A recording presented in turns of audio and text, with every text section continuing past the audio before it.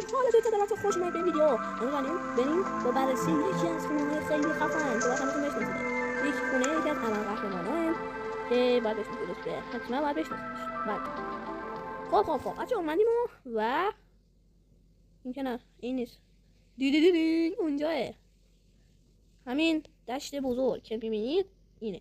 یعنی نکنید همین آبستا اینه در اصل. که در ورودیش همون بالا. نه، از اینجا در ورودیشه. نوشته ویلکام، خوش اومدید. قربون داداش. آنجا مرم باید برم. خب ما به این بخش میرسیم. یه طرف این ور داریم هلیکوپتر و یه بخش این وریه که میخوریم به خود خونه. این تا الان ما فهمیده باشید که چیه. خب ما فعلا به این بخش نمیریم. ما میریم داخل خونه. وقتی وارد میشیم به همین صحنه میبینیم قاطی کردم. این قسمت چیه داره؟ اینجا چیه؟ چی نوشته؟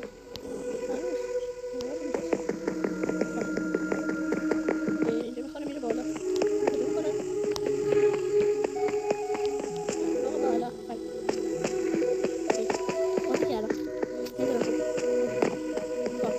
من دنبال اون بخششم، یعنی بخش مسئله کاری پیداش نمیکنم. چرا نیستش؟ کجایی؟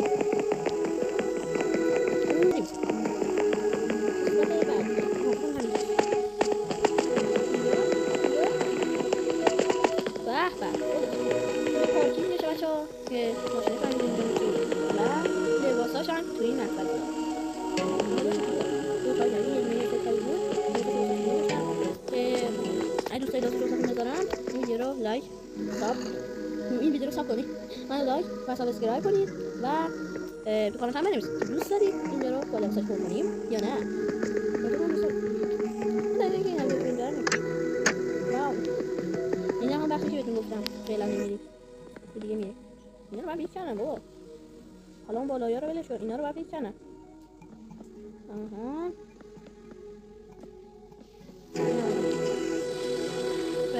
ولی بچه ها خونهش قصر را نگاه اینجا شو نگاه، اینجا ساحله مثل ساحله.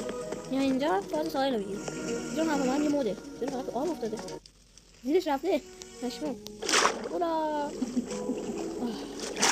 من نمیشه زیر اون رفته ولی بلش اینه که میشین یه سوال و آره دیگه از همین حرف و همین بزرگی و به همین زیبایی. خب بچه خیلی ممنون که ویدیو دیدید، ازتون تشکر میکنم. اشتراک کنید و برای ویدیو بعدی منتظر باشید. فعلا خدافظ.